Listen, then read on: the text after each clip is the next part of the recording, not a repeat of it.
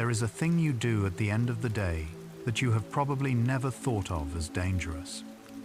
You lie down, the light goes off, and before your body finishes settling, something in you starts talking.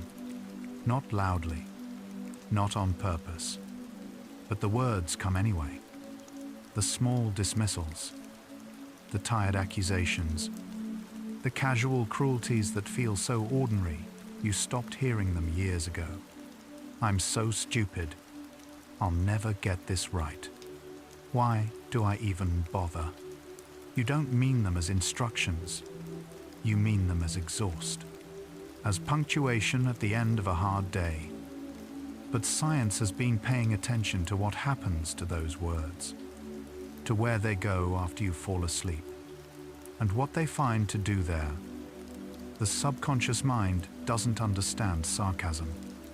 It doesn't factor in tone, or exhaustion, or the fact that you were just venting.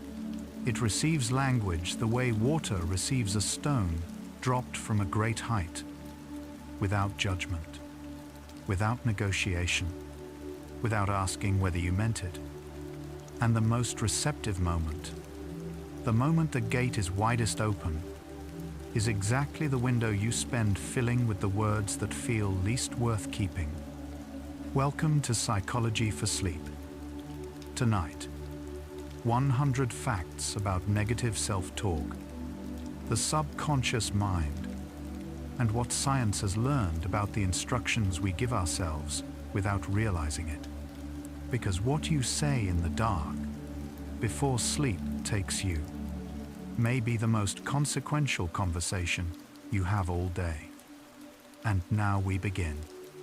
Let your breath find its own pace. Whatever you said today about yourself, set it here.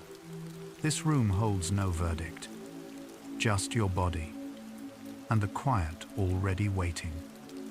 You probably know the feeling of lying down and immediately replaying something you said wrong. Science has a name for what happens next. The brain enters a phase of heightened emotional consolidation in the first hour of sleep onset, when emotional memories are tagged, sorted, and strengthened or weakened based on the neural environment at the time. What you think and say in the 30 minutes before sleep isn't background noise. It is active input into the consolidation process. Research has confirmed that pre-sleep cognition shapes which emotional memories the sleeping brain selects for long-term encoding. The words you use, repeated night after night on the edge of sleep, don't evaporate. They get filed. What this suggests is not that you've been failing. It's that the system has been working exactly as designed, with the wrong instructions. That is where tonight begins. There's a reason the self-critical voice shows up most loudly at night.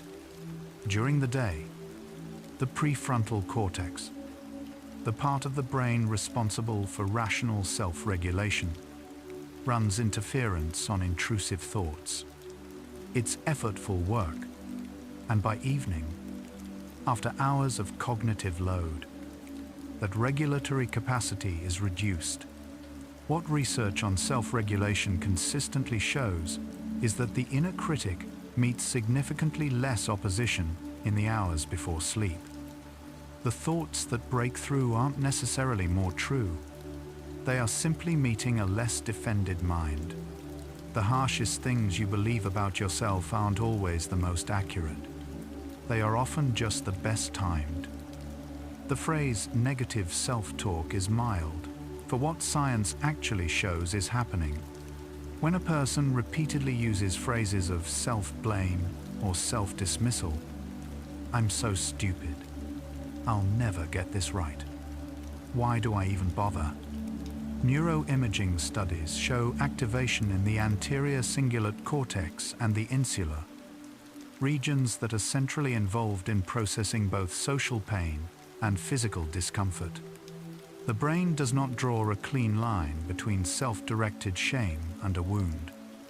Self-criticism processed through these regions is not merely metaphorically painful, it is neurologically proximate to the real thing. What you say to yourself at the end of a hard day travels the same corridors as hurt. The subconscious mind, what neuroscience increasingly refers to as implicit processing, does not evaluate the source of a message. It registers repetition and emotional weight, not authorship. When a child hears a critical phrase repeated by a parent, the implicit system doesn't log it as external input from an authority figure. It logs it as fact. The same mechanism is still operating in adulthood. When you repeat a self-critical phrase night after night in the vulnerable state just before sleep, the implicit processing system isn't noting that you're the one saying it, or that you said it with irony, or that you were exhausted. It's filing it under evidence.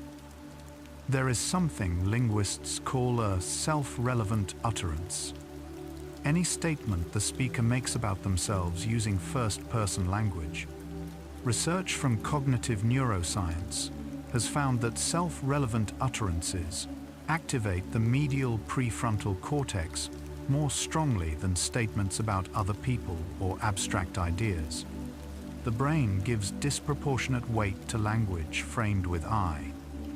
What this means practically is that I'm so useless isn't processed the same way as that was a useless thing to do. The self-referential frame activates the brain's self-model, the neural representation of who you are, and subjects it to whatever the sentence delivers. Language that targets the self lands differently because the brain routes it differently. The hours of sleep that follow a period of negative self-talk look different on a brain scan than the hours that follow neutral or positive pre-sleep thought. Research examining sleep EEG patterns has found that rumination before sleep is associated with altered frontal brain activity during NREM sleep, a pattern linked to continued emotional processing rather than full restoration. Sleep is not a pause from thought. It is the continuation of the brain's engagement with whatever arrived just before. The quality of what precedes sleep shapes the quality of sleep itself, and the emotional architecture that sleep builds from. There is a particular category of self-critical phrase that researchers have identified as especially persistent, what they call global self-statements. These are statements that use universalizing language. Always. Never. I am. I'm just. Rather than situational language. I'm always late, instead of I was late today.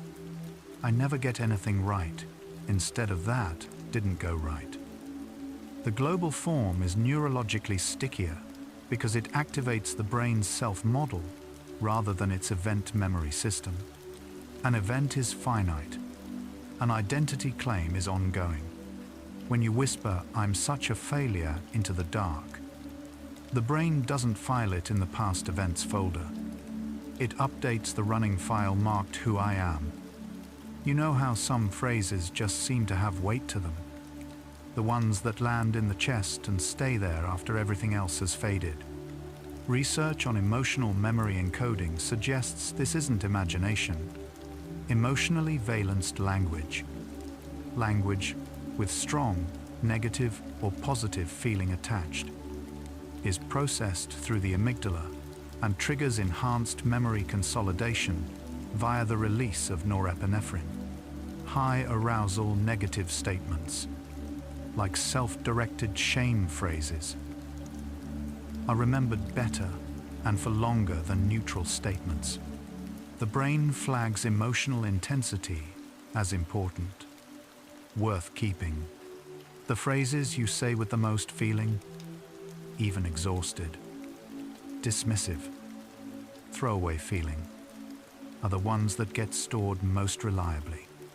Your emphasis isn't wasted. It's just being spent in the wrong direction.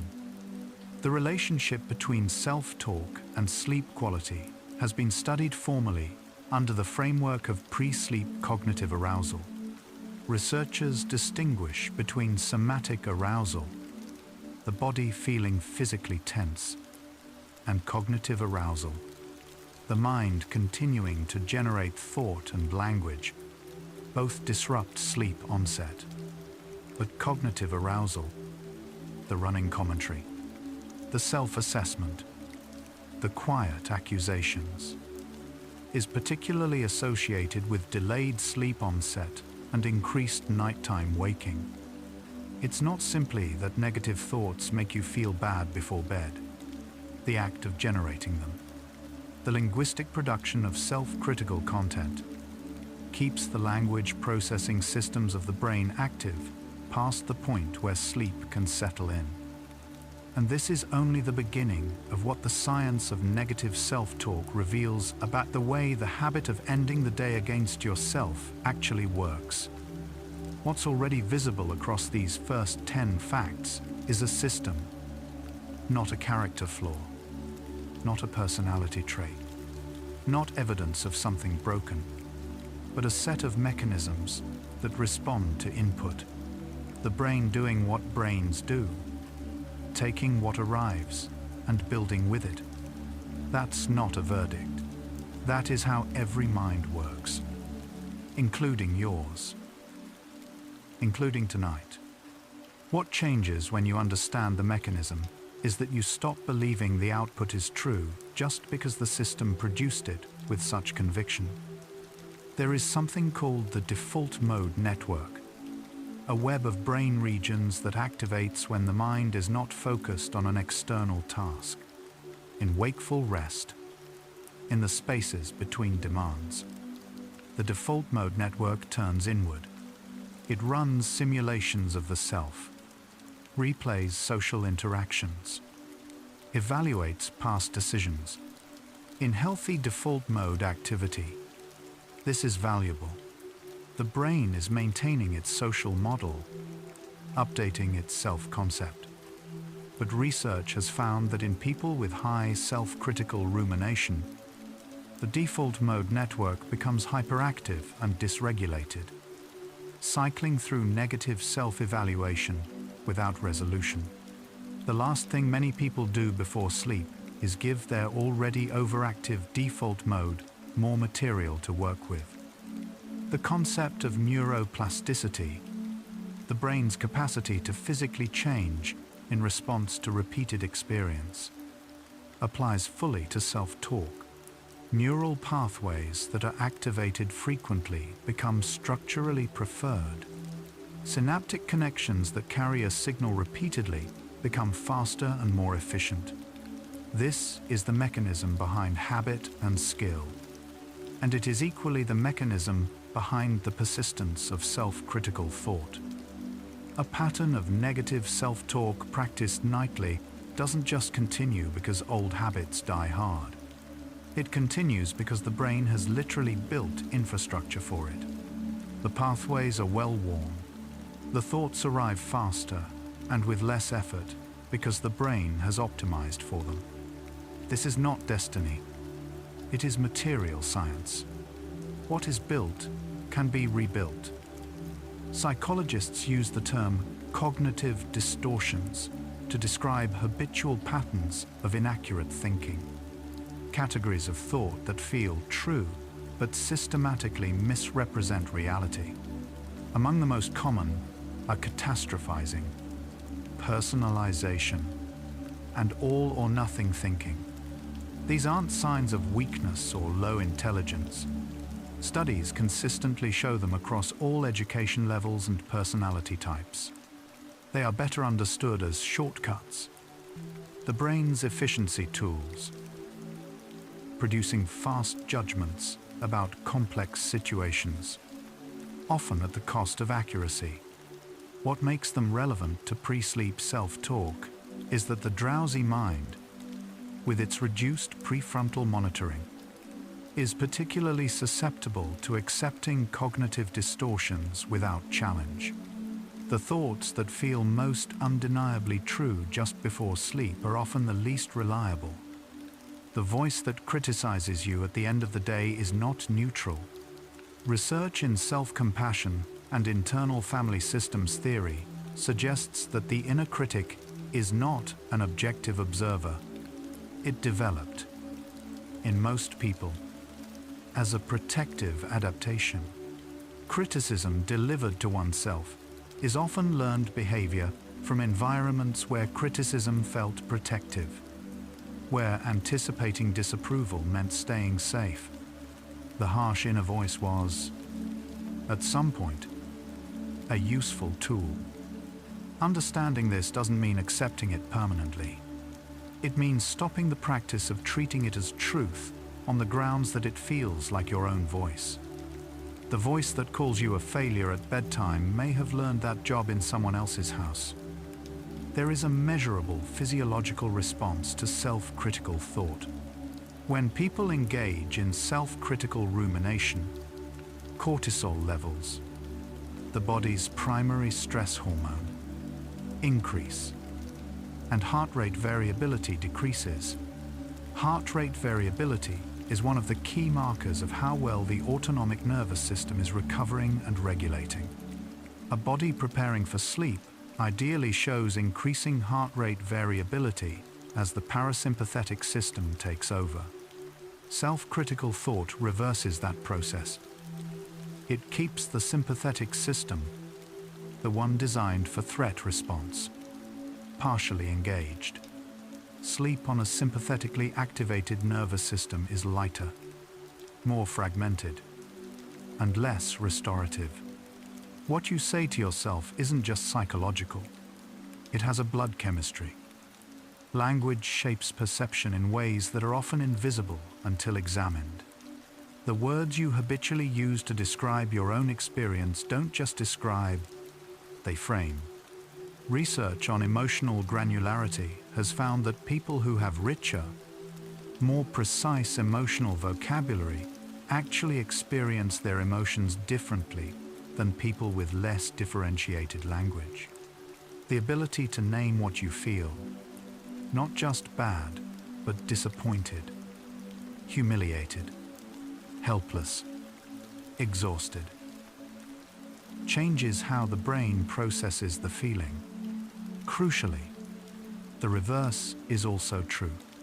Vague, global, harsh language applied to the self produces less precise, more diffuse emotional experience. "I'm a mess" doesn't describe your evening. It colors it entirely.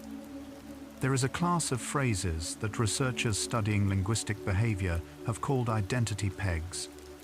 Short, commonly used self-descriptions that function as quick organizational tools for self-concept. "I'm terrible with mornings." "I'm not a people person." "I always mess things like this up." These phrases seem trivial. They function like jokes, or admissions, or simple descriptions. But research in identity-based behavior suggests that identity pegs, repeated with regularity, gradually become organizing principles. Behavior tends toward identity. A person who has told themselves for years that they always mess things up will find that claim surfacing as a lens when new situations arise. The joke becomes the frame. The frame becomes the filter. Dreams are not random. The content of dreaming is substantially influenced by pre-sleep thought and emotional tone. A phenomenon researchers have documented under several frameworks, including the continuity hypothesis of dreaming, which proposes that dream content largely reflects waking concerns and self-perceptions. Studies using sleep diary methodology have found significant overlap between subjects' pre-sleep thoughts and the emotional valence of their subsequent dreams. This is not a certainty for any single night, but as a pattern across weeks. The emotional climate you create in the 30 minutes before sleep becomes a significant predictor of the emotional climate of the night that follows. Self-compassion research has accumulated substantially in the past 15 years, largely through the work of Kristin Neff and subsequent researchers. One of its most replicated findings is counterintuitive. People who practice self-compassion, who treat themselves with the same care they would offer a struggling friend, do not become less motivated or more complacent, as many fear. They become more resilient, more willing to acknowledge mistakes without collapsing into them, and more capable of sustainable effort over time. The inner critic is often justified by the belief that without it, nothing would get done. The data says otherwise. Harshness does not improve performance. It increases the cost of showing up. The transition to sleep involves a shift from beta brainwaves, associated with active thinking and problem solving, to alpha waves, associated with relaxed wakefulness, and then to theta waves, the frontier of sleep. Negative self-talk keeps beta activity elevated longer than it would naturally persist. But there is a subtler effect in the alpha range, the hypnagogic state, the threshold experience between waking and sleep, is characterized by heightened suggestibility and reduced critical filtering. What enters the mind during this window is less scrutinized by the critical faculties that, when active, might push back. The thoughts that arrive in the hypnagogic state are accepted more readily, filed more deeply. The edge of sleep is the least defended place the mind occupies. Shame and guilt are not the same emotion, and the distinction matters. Research in moral psychology, particularly from June Price Tangmi's long-term studies, has documented that guilt is associated with feeling bad about a specific behavior. I did something harmful. While shame is associated with feeling bad about the self, I am harmful. Guilt tends toward repair, acknowledging, making amends, changing behavior. Shame tends toward withdrawal and concealment.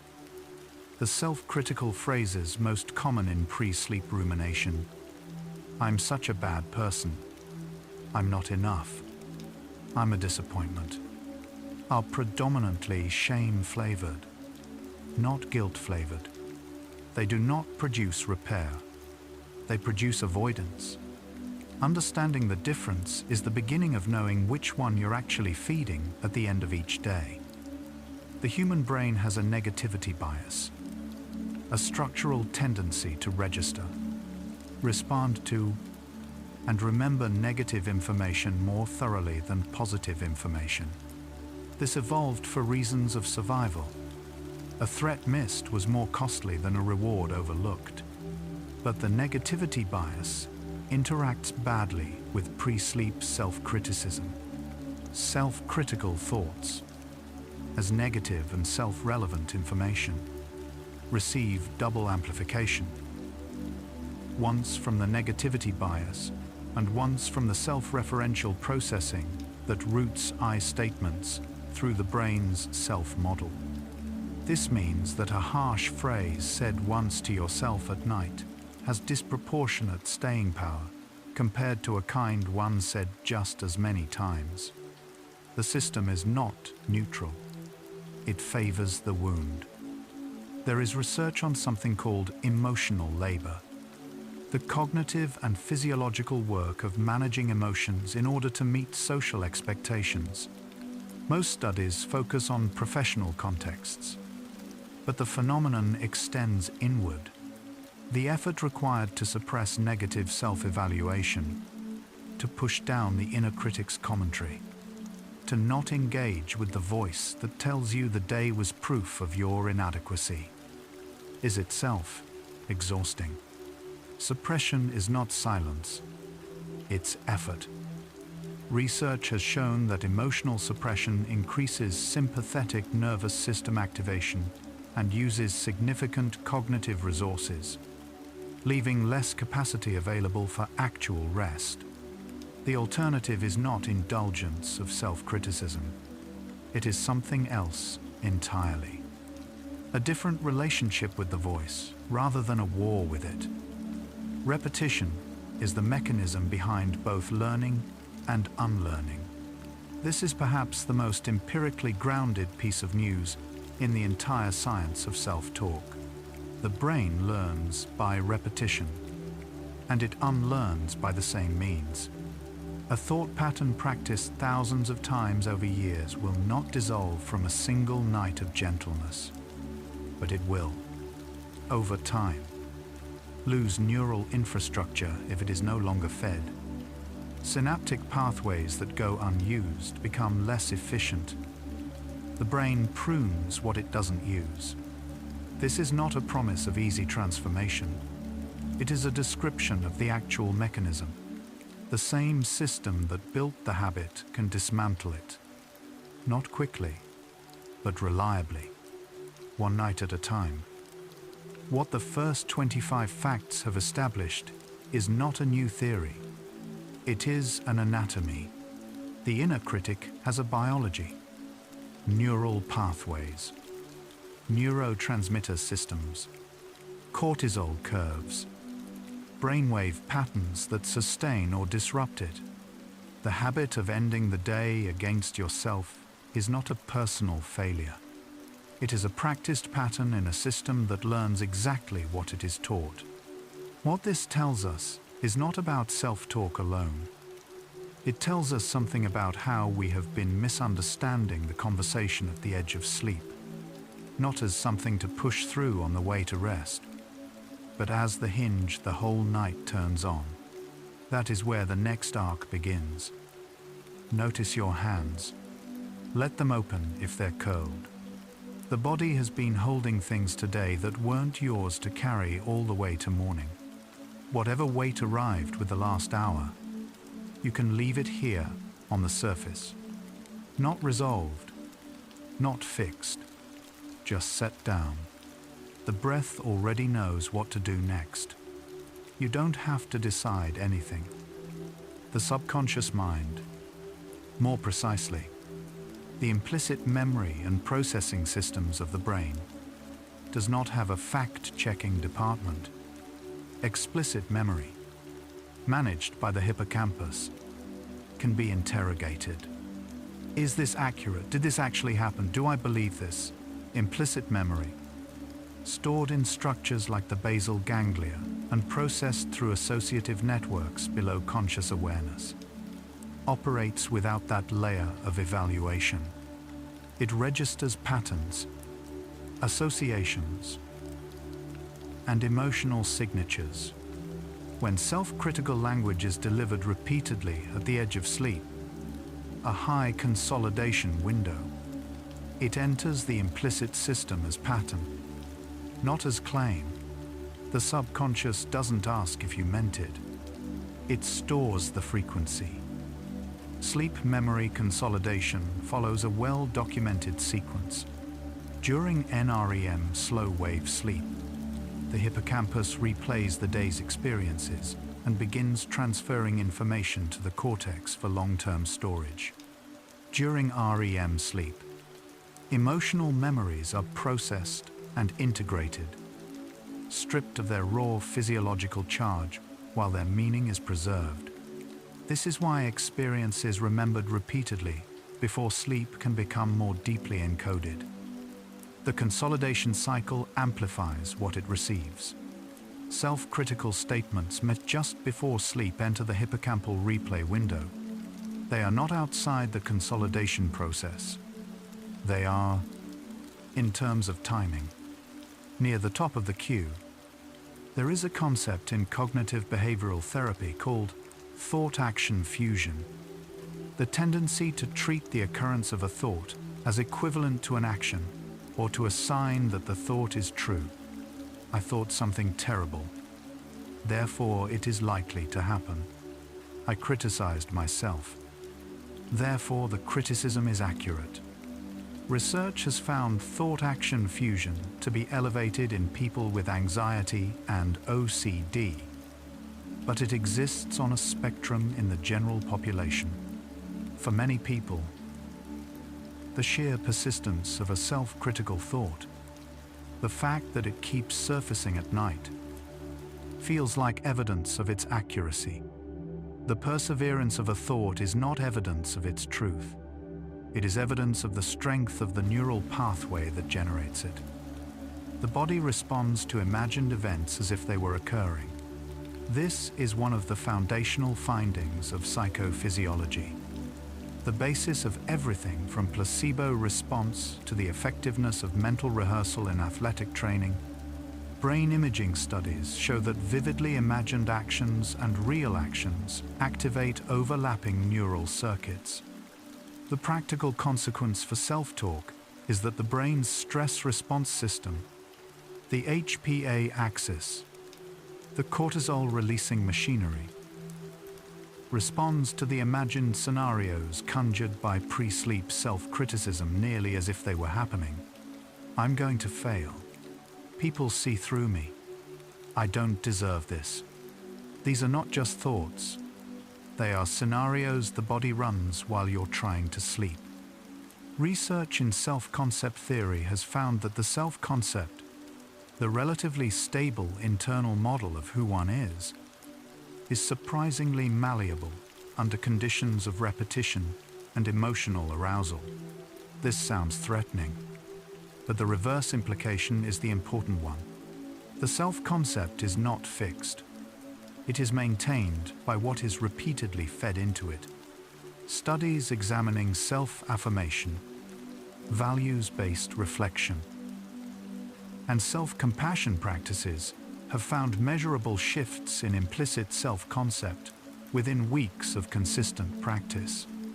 The brain's self-model updates based on what it keeps receiving.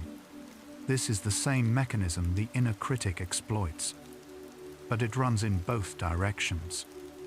The language used in self-critical thinking often reflects internalized external voices, phrases and tones absorbed from childhood environments, social conditioning, or past relationships. This is documented extensively in schema therapy and attachment research. What is less commonly noted is how thoroughly these internalized voices blend with the felt sense of one's own thinking. Over time, the distinction between a thought that originated outside and one that feels intrinsically yours can dissolve. The voice that says you're not enough at the end of every day may not have begun as your voice at all. Recognizing that the inner critic has a source, that it was built, not discovered, is different from living inside it as if it were simply the truth. There is a body of research on what happens to language processing during the early stages of sleep. The brain does not stop processing meaningful language at sleep onset. Studies using event-related potentials have shown that the brain continues to distinguish between familiar and unfamiliar words, between semantically meaningful and meaningless strings, well into light NREM sleep. At deeper sleep stages, this processing reduces. But the window of continued language processing at sleep onset is longer than most people assume. Words delivered to the self in the hypnagogic state, the dreamy half-consciousness that precedes sleep, are not beyond the reach of the language system. The brain is still listening. The phrase, "I'm so stupid," is among the most common self-directed epithets in the English language. Studies of self-talk frequency have found that negative self-evaluative statements significantly outnumber positive ones in unsupervised thought, consistent with the negativity bias, but also reflecting cultural conditioning around self-promotion.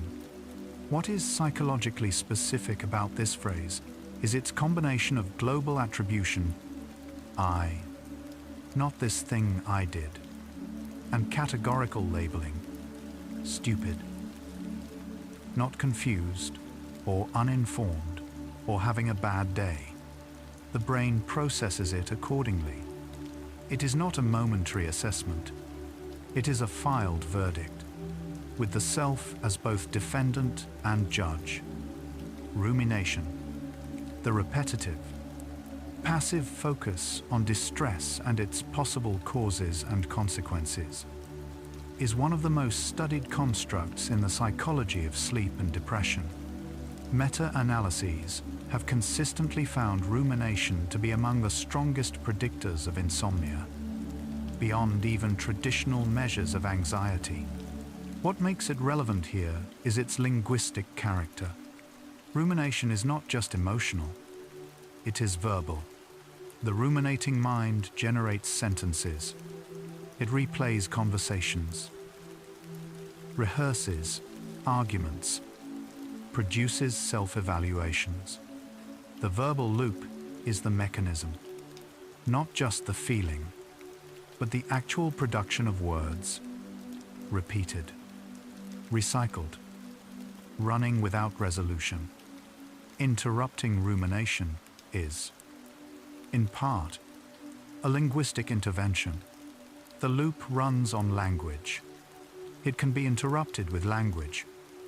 The science of habit formation points consistently to the role of context as a habit trigger.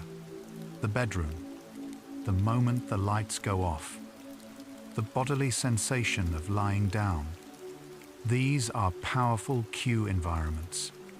For people with a long-standing pattern of nighttime self-criticism, the cue environment of pre-sleep may itself trigger the critical voice, independently of what the day contained.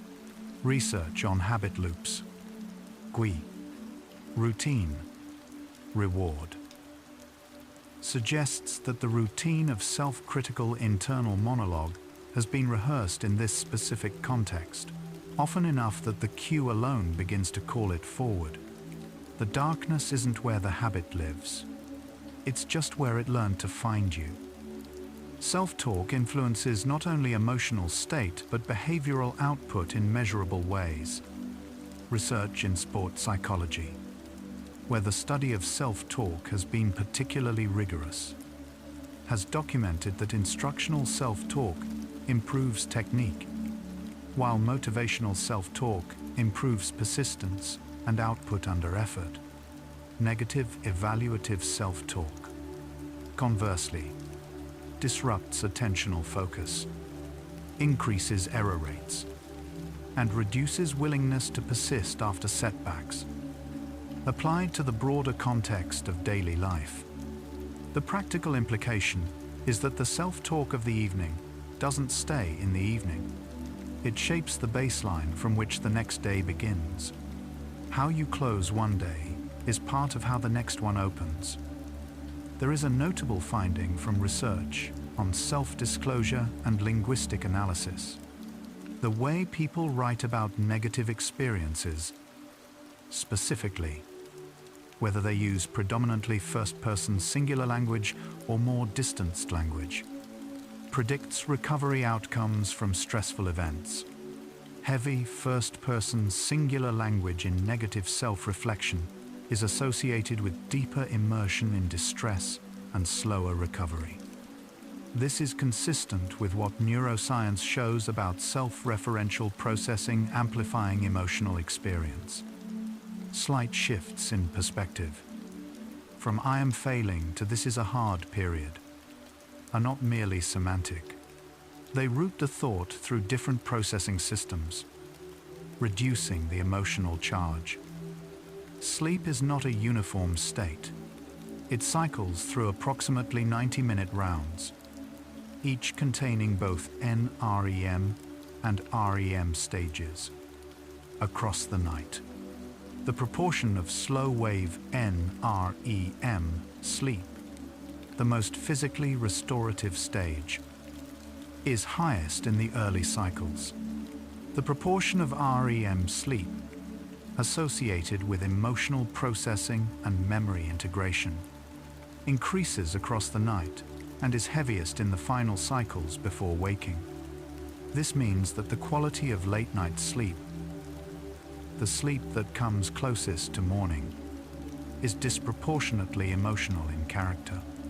How the night ends shapes the emotional tone of waking, and what precedes the night shapes what the night has to work with. There is research on how self-critical thought responds to the simple intervention of writing. Studies examining expressive writing, including the original work of James Pennebaker at UT Austin and subsequent replications, have found that writing about negative experiences, particularly with an emphasis on finding meaning or understanding, produces measurable health benefits, reduced physician visits, improved immune markers, improved psychological well-being. The mechanism proposed involves the transformation of unstructured emotional experience into language with coherence and containment. The act of giving form to the material changes its neurological impact. The voice that runs unchecked in the dark has different properties when asked to produce a sentence with a beginning, a middle, and an end. The middle of the night belongs to the emotional memory system. In the deepest part of the night's REM sleep, the longest cycles occurring in the early morning hours. The brain is most actively consolidating emotional experience. Studies by Matthew Walker and colleagues at UC Berkeley have documented that REM sleep functions to strip the emotional heat from memory while preserving its informational content. During REM, levels of norepinephrine, the brain chemical associated with stress, are sharply reduced, creating a neurochemically calmer environment for processing difficult material. A brain that entered sleep on a diet of self-accusation doesn't have clean material to work with. The overnight processing runs on what it was given. Someone lying in the dark right now needed to hear this too. Share this hour with them. Psychology for sleep. One sleepy soul at a time. You've probably noticed that you don't say the same things to people you love as you say to yourself. Research on self-compassion has examined this asymmetry extensively, and what it consistently finds is that the disconnect is not accidental. It reflects a double standard so deeply installed that most people don't register it as a choice. The willingness to extend understanding, context, and kindness to a struggling friend, but not to oneself in the same situation, is one of the defining features of what Kristin Neff's research identifies as low self-compassion.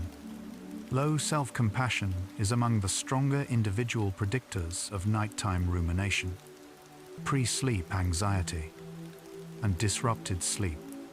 The gap between how you treat others and how you treat yourself has a body-level cost. Words have frequency. This is not metaphor. It is measurement. Linguistics and corpus analysis have produced large-scale datasets on word frequency in natural language, and the results for negative self-reference are consistent. Phrases of self-blame and self-diminishment appear with much higher frequency in private self-talk than in interpersonal communication. People say things to themselves. I'm pathetic. I'm such an idiot. I deserve this. That they would rarely say aloud to another person, and almost never without softening or context. The filtering system that moderates how we speak to others is partially absent when the audience is oneself. The private channel is, in many cases, the harshest broadcast. There is a biological mechanism that runs in parallel with pre-sleep self-talk that deserves attention. The glymphatic system, the brain's waste clearance mechanism, which flushes metabolic byproducts, including beta-amyloid and tau proteins, through cerebrospinal fluid, is most active during sleep. particularly during slow-wave NREM sleep. Research in animal models is strong. Human evidence for the full glymphatic cycle remains emerging. What is established is that disrupted or reduced slow-wave sleep impairs this clearing process. If pre-sleep cognitive arousal reduces deep NREM sleep quality, the physiological housekeeping sleep was meant to perform is interrupted. The words said before sleep don't just shape the mind. They affect the conditions under which the brain physically restores itself. The inner critic doesn't have better information than you do. It has louder delivery and better timing, because it arrives when the brain's regulatory systems are operating at reduced capacity after a long day of demands. The thoughts that break through aren't necessarily more true. They are simply meeting a less defended mind. A self-critical verdict issued at 11 o'clock at night is not the output of a well-resourced assessor. It is the output of a fatigued system. With thinned monitoring and heightened emotional reactivity, the harshest self-verdicts are issued by the least qualified judge. Not because you are wrong about everything, but because the conditions of that specific moment are designed to generate distortion. Research in positive psychology has examined the concept of self-talk style as a learnable skill rather than a fixed trait. Studies involving brief self-compassion interventions, as short as 5 to 10 minutes of intentional, kind, self-directed language, have found measurable effects on cortisol response, heart rate variability, and reported emotional state. The brain responds to intentional practice of a new internal language, even when the practice feels effortful or artificial at first. What this reflects is plasticity at the level of implicit processing. The system doesn't require you to believe the new language before it begins to adjust. It responds to repetition, not sincerity. The brain can learn kinder defaults the same way it learned harsh ones. There is a class of language pattern called minimizing language that shows up frequently in pre-sleep self-talk. Phrases that acknowledge effort or difficulty but immediately cancel them. I did okay today. I guess. That wasn't completely terrible. I suppose it was fine. Linguistic analysis has found that minimizing qualifiers, just, only, I guess, sort of, particularly when attached to positive self-descriptions, signal that the speaker is not allowing the positive to land. For the brain's self-model, a minimized positive has nearly the same implicit processing value as an absence of positive input. The internal accountant takes the net. What is consistently minimized is consistently missing from the self-concept. Body sensations and language are more tightly integrated than most people assume. Research in embodied cognition, a framework examining how thought and experience are shaped by the physical body, has found that self-critical cognition often has a somatic signature, a contraction in the chest, a heaviness in the jaw, a slight withdrawal of the shoulders. Conversely, language associated with self-compassion, warm, spacious, accepting, tends to produce mild somatic opening. These physical responses are not merely decorative. They feed back into the emotional processing system. The words you say to yourself change the body's state, and the body's state changes what the emotional system produces next. Self-talk is not contained in the head. The relationship between self-talk and identity is bidirectional. The way you talk to yourself shapes your sense of who you are, and your sense of who you are shapes the self-talk you produce. This circular relationship is what makes long-standing patterns so stable. They are self-reinforcing, but it is also what makes them possible to shift at any point of entry. changes in behavior, in language, in the stories told about the self, in new contexts. Any of these can begin to loosen the feedback loop. You don't have to change the belief before changing the practice. Acting differently precedes feeling differently. And feeling differently changes what the narrative produces. There is something worth knowing about the word should. Cognitive therapists have long identified should statements as a particularly counterproductive class of self-directed language. I should have handled that better. I should be further along. I should be able to do this without falling apart.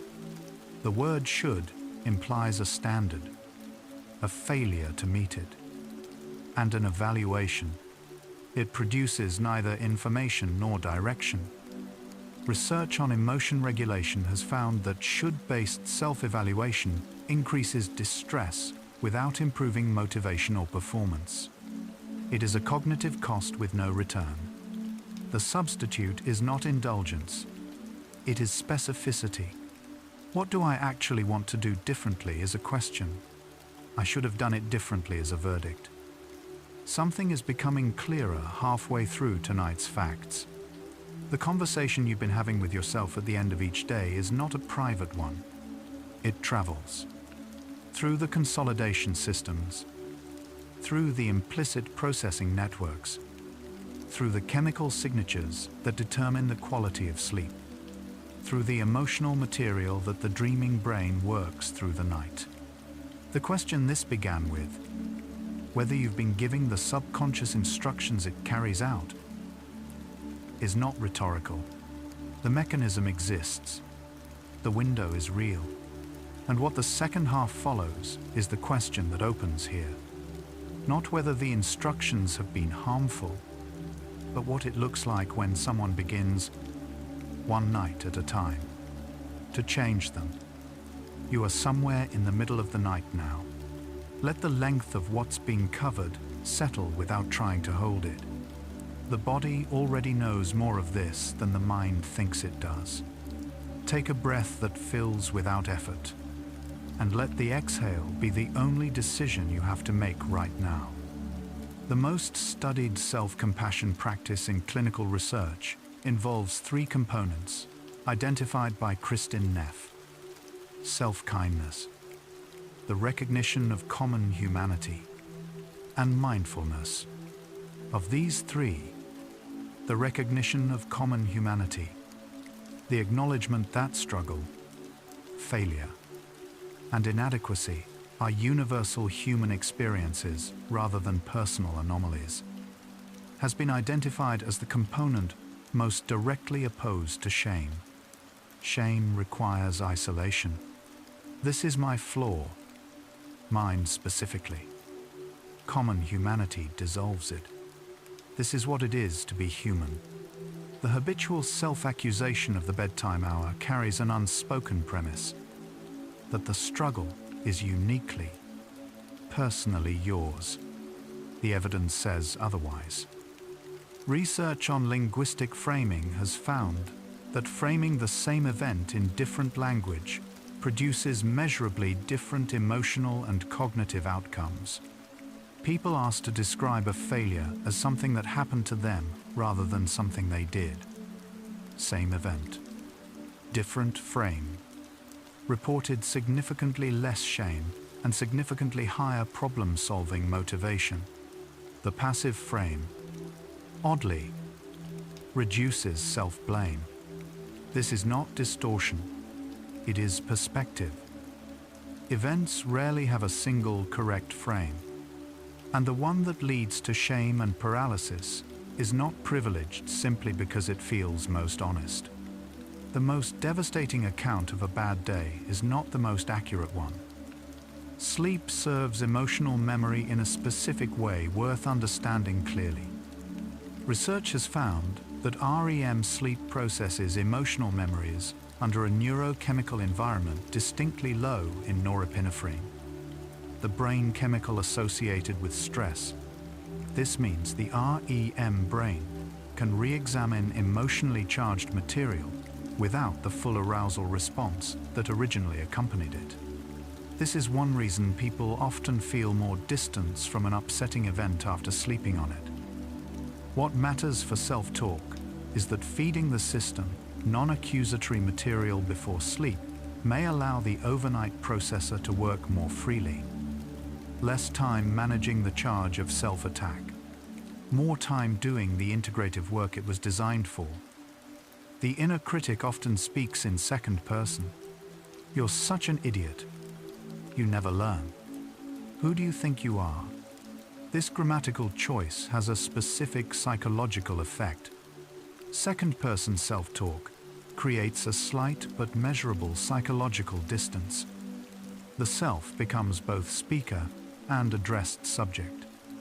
Research from Ethan Cross's lab at the University of Michigan has found that this distancing can actually reduce emotional reactivity when used intentionally. You faced something hard today and you got through it. Produces less threat response than I failed again. The same grammar the inner critic uses to attack can be deliberately redirected. The distance was always available. It was just being used the wrong way.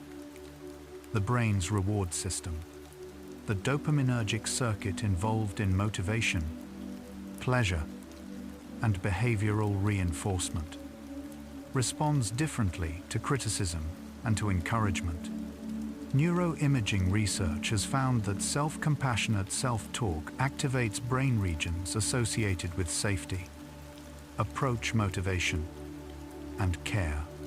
Self-critical self-talk activates regions associated with threat, avoidance, and pain. This distinction matters because the brain moves toward what feels safe and away from what feels threatening. A mind that experiences itself as a source of danger becomes one it wants to avoid. Through distraction, numbing, or the endless forgetting that fragmented sleep produces, self-compassion doesn't just feel better. It makes the inner life somewhere the mind can actually rest. There is documentation in the therapeutic literature of something called the critical inner parent, an internalized representation of early critical figures that operates as an autonomous voice in adulthood. Schema therapy, developed by Jeffrey Young, describes this as one of the most persistent patterns in clinical work, precisely because it operates with the authority of a real early relationship. One of the insights that emerges from this work is that arguing with the critical inner parent rarely helps. Not because the criticism is true, but because argument gives the voice engagement, which reinforces it. The more effective intervention is de-identification, observing the voice as a voice, rather than absorbing it as a verdict. Metacognition, thinking about thinking, has been studied as a strategy for interrupting ruminative self-talk. Research on metacognitive therapy, developed by Adrian Wells, has found that targeting the beliefs governing how people relate to their thoughts, rather than the content of the thoughts themselves, produces significant reductions in rumination and depression. The relevant belief is not "I am a failure, but I should dwell on this thought until I understand it." The conviction that keeping the critical voice running is somehow productive is what sustains the loop. Permission to disengage from a thought without resolving it is not avoidance. It is precision. The language of sleep research carries its own quiet wisdom. Terms like sleep hygiene, sleep architecture, sleep pressure all reflect the understanding that sleep is not a passive collapse. It is an organized, active biological process that requires certain conditions to unfold correctly. One of those conditions is a nervous system in which parasympathetic activity has been allowed to rise. The calming system taking the lead from the stress system, the pre-sleep environment. including the thoughts and language present in the 30 minutes before sleep onset, is part of that signal. A mind delivering active self-attack in the hypnagogic window keeps the sympathetic system partially engaged. Safety in the body is not a luxury for sleep. It is a prerequisite. There's something that happens in long-term therapy around the inner critic that clients often describe as a turning point. The moment the harsh internal voice becomes recognizable as a voice, as one perspective among many, rather than the unmediated sound of reality. Neurologically, this corresponds with increased activity in the prefrontal cortex's regulatory networks, which can observe the emotional processing systems rather than simply being carried by them. This capacity for meta-observation, watching the voice rather than becoming it, is trainable.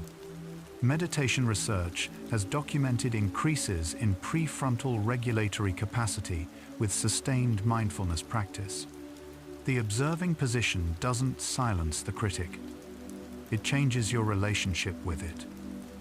Research on self-compassion practices and sleep quality suggests that brief, targeted self-compassion practices placed in the pre-sleep window, in the 10 to 20 minutes before sleep, may produce stronger effects on sleep quality than the same practices performed at other times of day.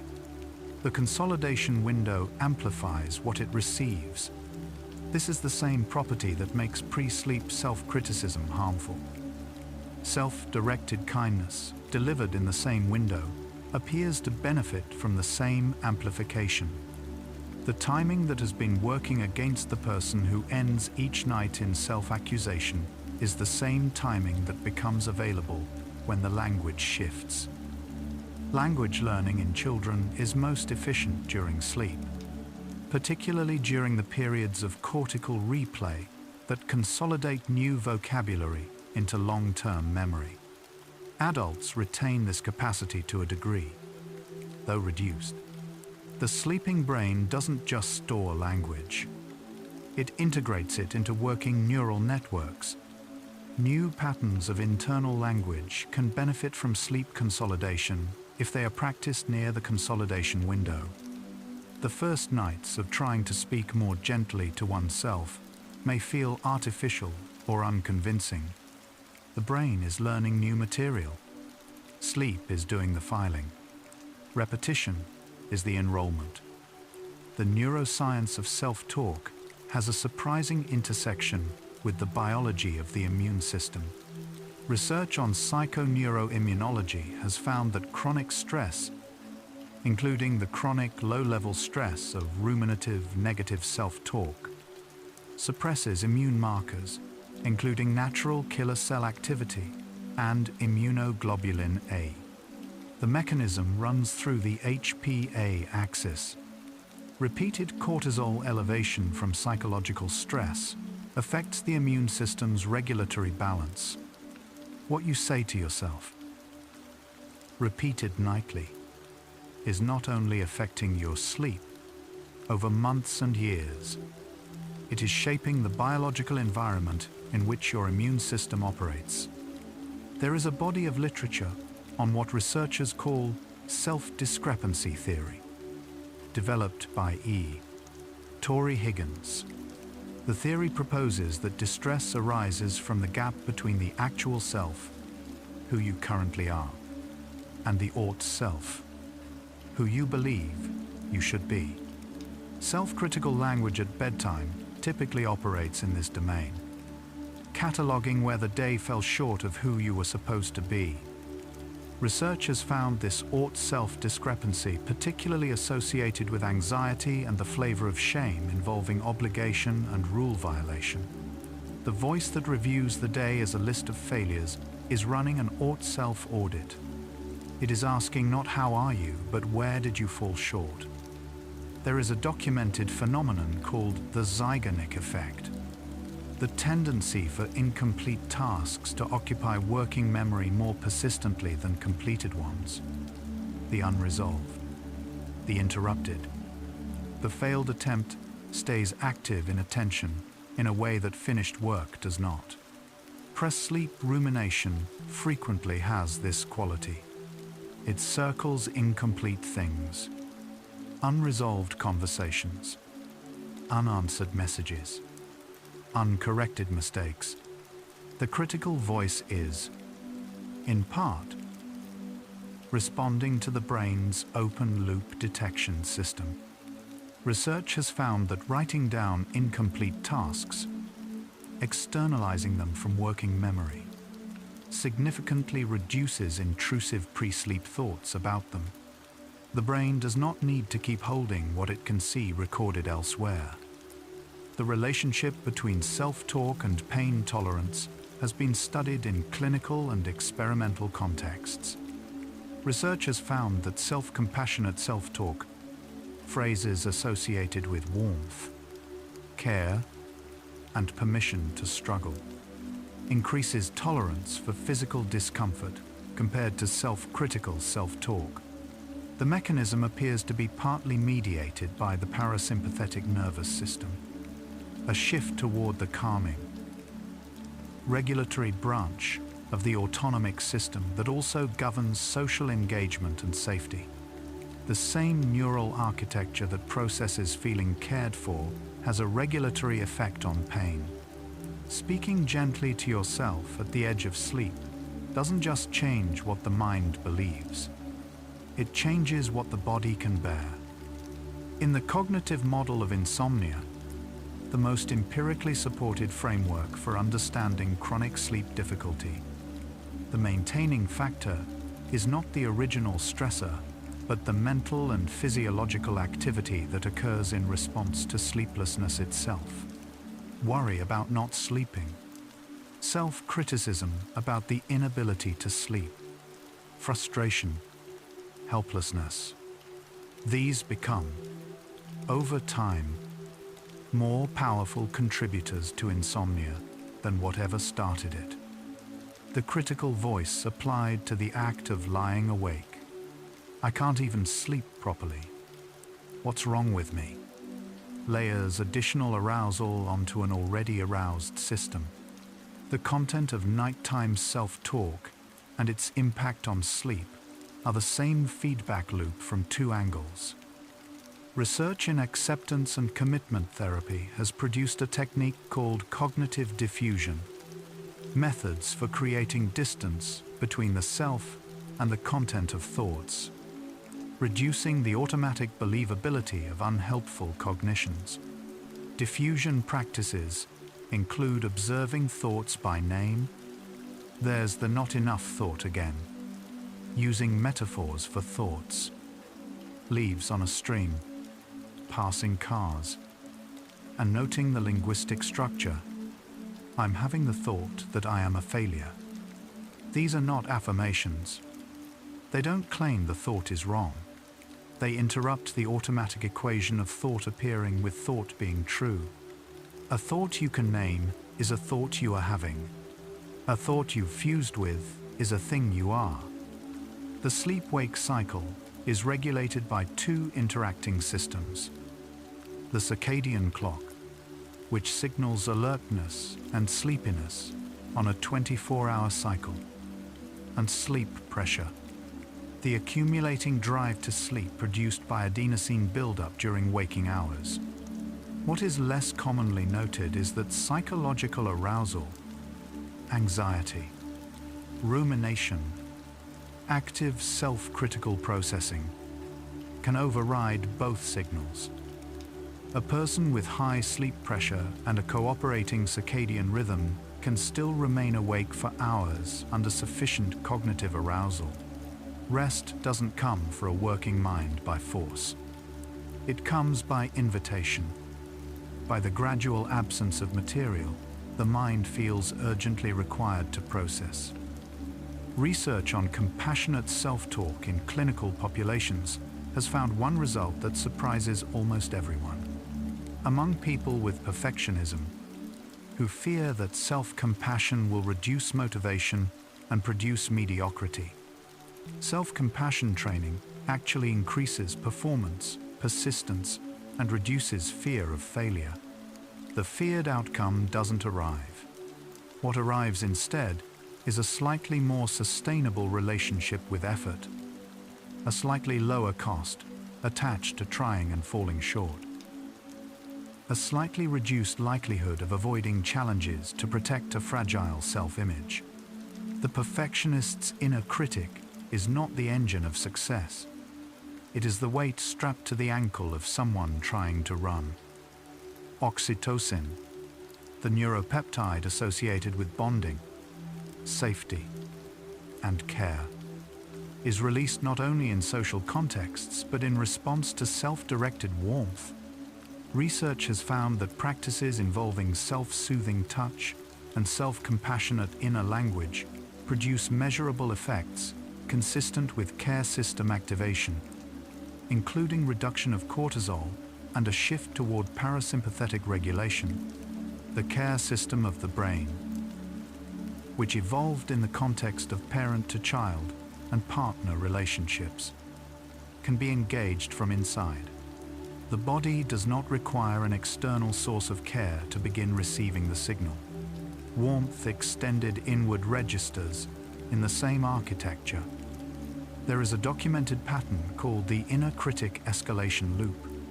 It begins with a critical thought, which produces distress, which the inner critic interprets as further evidence of inadequacy. You're even failing at not being upset about failing, which produces more distress.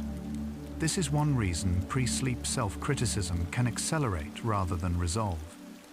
The distress it causes becomes fuel for additional criticism. The loop has only an interruption mechanism, not argument, not resolution, not suppression, but something more like a patient step to the side. Noticing I am in the loop right now is already a different position than being inside it. The neuroscience of narrative has found that coherent narratives about difficult experiences produce different neural responses than fragmented, unprocessed accounts. When people construct a narrative that gives context, sequence, and meaning to a painful event, activity in the prefrontal cortex increases and amygdala reactivity decreases. The critical loop at bedtime is not a narrative. It is fragments, accusations, isolated failures, unframed moments, giving the day's events a story. Even a short one, even an imperfect one, changes their neurological character. What is held in story is held differently than what floats uncontained in judgment. Research on sleep and emotional regulation has found a bidirectional relationship that loops forward in time. Poor sleep, caused in part by pre-sleep self-criticism and rumination, impairs emotional regulation the following day. Impaired emotional regulation increases vulnerability to distress and negative self-evaluation. Increased negative self-evaluation produces more pre-sleep rumination. The loop can run in either direction. This means it is as accessible from the positive direction as from the negative. Improved pre-sleep self-talk produces better sleep, which produces better emotional regulation, which produces less self-accusation, which produces better pre-sleep conditions the next night. Different inputs, different direction. There is something called the ceiling effect in psychological research that appears in studies of negative self-talk. For people with very high baseline self-criticism, brief interventions, a single session, one conversation, one night of different language, show large effect sizes because they are starting from a point where almost any shift represents measurable improvement. This is not just a statistical observation. It reflects something important about where the greatest available gain is concentrated. The person most harshly spoken to, including by themselves, has the most to gain from the smallest shift toward gentleness. The ground closest to exhaustion is the most fertile for change. What the first 74 facts have built toward is this: the subconscious doesn't understand jokes, but it receives what is given with regularity, in the window when the gates are open, without asking whether you meant it. The statements delivered in the dark, at the edge of sleep, night after night, accumulate.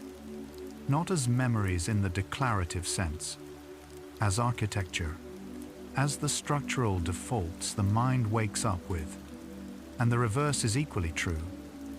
Language delivered with the same regularity, in the same window, in a different register, patient, honest, gentle, also accumulates. The remaining facts carry this: they are not more information, they are what the information was building toward. The night is deeper now. Let your weight fall further. The breath doesn't need direction. The body knows how to do this. Whatever today asked of you, you showed up for it. That's what the day actually contained. Everything else is interpretation. And interpretation can wait until morning. The habit of ending the day against yourself didn't come from nowhere. It was learned in specific conditions, for reasons that made sense at the time. Understanding this doesn't mean excusing harm. It means seeing the pattern with more accuracy than the pattern sees itself. And accuracy, tonight, is already a kind of kindness. What you say at the edge of sleep is not just the tail end of the day. It is the opening instruction to the night. The sleeping brain works with what it was handed. Tonight, what it has been handed is different. Facts instead of accusations. Science instead of verdicts. Evidence that the system can be changed. The inner critic doesn't have better information than you do. It has louder delivery and better timing. It shows up when the defenses are down and the evidence is thinly held. What it says is not the complete picture. The complete picture includes tonight and everything you brought to it. Self-compassion is not the same as self-indulgence. Self-indulgence says, the rules don't apply to me. Self-compassion says, the rules of care apply to me too. The difference is not small. The first is an escape from accountability. The second is the condition that makes accountability sustainable over time. The brain that is repeating your failures at midnight has been awake longer than any functioning system should be required to assess anything fairly. The jury deliberating tonight has been sequestered for 16 hours without rest. Its verdict carries very little authority over who you actually are. REM sleep, the emotional processing stage, is most generous in the early morning hours. In the final long cycles before waking, what you feel when you wake up is not neutral. It carries the texture of what the night was working with. Waking up lighter is not accidental. It is what the brain was trying to build, given the right conditions. There is a difference between noticing that you made a mistake and naming yourself as a mistake. The first is information. Useful, actionable, finite. The second is a verdict that forecloses the use of the information. One leads somewhere. The other closes every door before you've tried the handle. The cortex that will manage tomorrow's demands is the same one doing the reviewing tonight. What it does with tonight's material shapes the capacity it brings to tomorrow. Gentleness toward the tired mind isn't softness. It's maintenance. The way a craftsperson cares for tools they'll need again tomorrow. You have been absorbing information for the last hour or so about a system. A neural, linguistic, biochemical system that responds to language the way soil responds to what is planted in it. You are not outside that system. You are part of it. And you are also the one who decides what goes in tonight. The voice that says, "You haven't done enough," is not reporting data. It is running an old subroutine, one that was written under different conditions, for different purposes. Old subroutines don't require permission to run, but they can be observed without being believed. That observing position is already open. Sleep evolved over hundreds of millions of years before language existed. The sleeping brain doesn't require words to do its work. What language can do, in the window before sleep, is either ease the body into the process or hold it away from it. The body was always going to try to rest. The question is only what kind of rest is available. Shame contracts. It narrows the self, reduces options, closes the future to the size of the accusation. Self-compassion expands, not with false lightness, but with honest spaciousness. Room for the failure and the person who failed. Room for the mistake and the one who made it. Room for both to continue. Research on care and the brain has found that the care-receiving system, the one activated by warmth, soothing, reassurance, can be partially engaged by internal language that carries the tone of care. The brain responds to the signal regardless of its direction. Warmth extended inward activates the same architecture as warmth received from outside. You don't have to wait for someone else to provide it. What you actually did today, the navigating, the enduring, the showing up, the trying and occasionally not quite making it, that is the actual record. The inner critic's highlight reel is a heavily edited version of the same footage, and most of what happened today is simply not in it. The last 30 minutes before sleep have properties no other time of day has. The consolidation window, the hypnagogic suggestibility, the reduced editorial interference. These properties don't belong exclusively to self-criticism. They are equally available to whatever you choose to bring into them. That choice is always yours. Tenderness toward oneself at the end of a hard day is not a reward for earning it. It is not proportional to how well the day went. It is a practice, a maintenance practice for a mind that will have to do all of this again tomorrow, and is asking only to not be the one attacking itself while it sleeps. The language you use to speak to yourself at night trains the default. The default shapes the opening. The opening determines what the day meets when it begins. This is not pressure. It is orientation. The night you're in right now is already different from the one it might have been. Memory is not a recording. It is a reconstruction. Each time a memory is recalled, it is temporarily unstable and reconsolidated in a slightly modified form based on the state it was recalled in.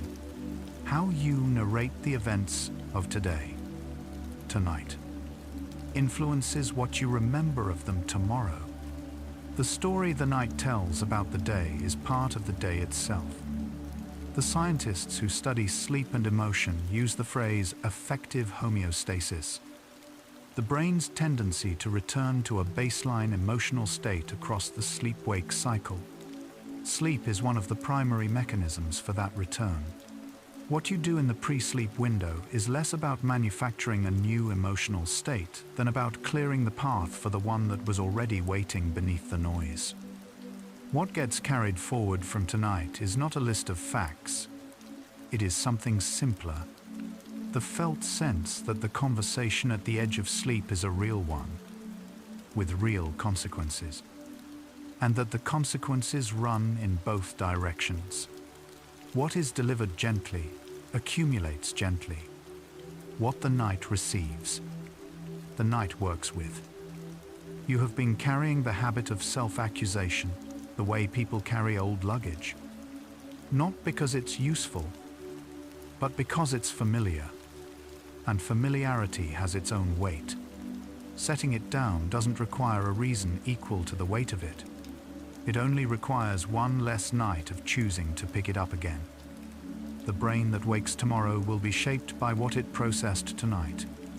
The facts that arrived here, in this hour, in this quiet, are part of that material, not as resolutions, just as a different quality of input into a system that is always, every night, trying to put you back together. The subconscious that was running the old instructions is the same system that can receive new ones. It doesn't judge the source. It doesn't require an explanation for the change. It receives repetition and emotional weight, and the steady frequency of what it is given night after night. What it was given tonight is already different from before. You are not the worst thing you said to yourself today. You are not the verdict the tired mind issued at 11 o'clock to a case that deserved better counsel. You are the person who made it to the end of the day and lay down and let something unfamiliar arrive. That counts. The brain registers it. The night has no use for your harshest conclusions about yourself. It has work to do. Quiet, biological, patient work. And it does that work best in the absence of accusation. What was delivered here tonight was not a promise or a fix.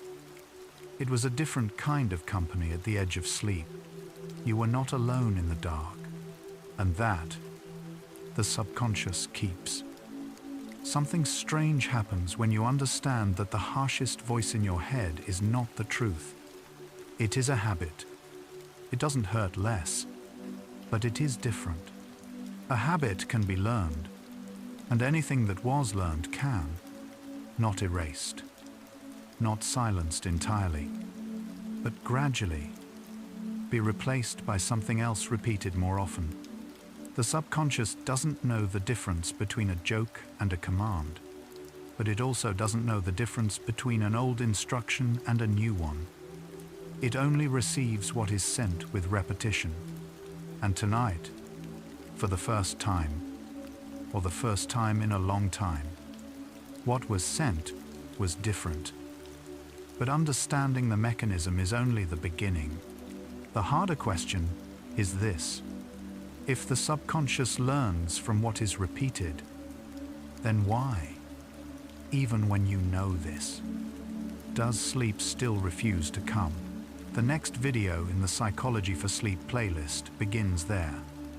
You can allow these thoughts about the voice inside you to fade now, like instructions written in water, dissolving before they reach the bottom, leaving only the quiet that was always underneath them.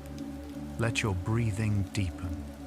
Let your body feel heavier, as if the weight of every verdict you issued today is finally being set down somewhere outside of you.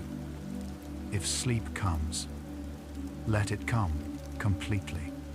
You are allowed to stop thinking now. You are allowed to rest without having earned it tonight. You're allowed to set down every verdict after 10 o'clock. You are allowed to be wrong and still be worthy of sleep. You are allowed to be in process, not finished, not fixed, and still be held. You are allowed to take up as much space as your body needs. You are allowed to rest. Sleep well. Gentle mind. Good night.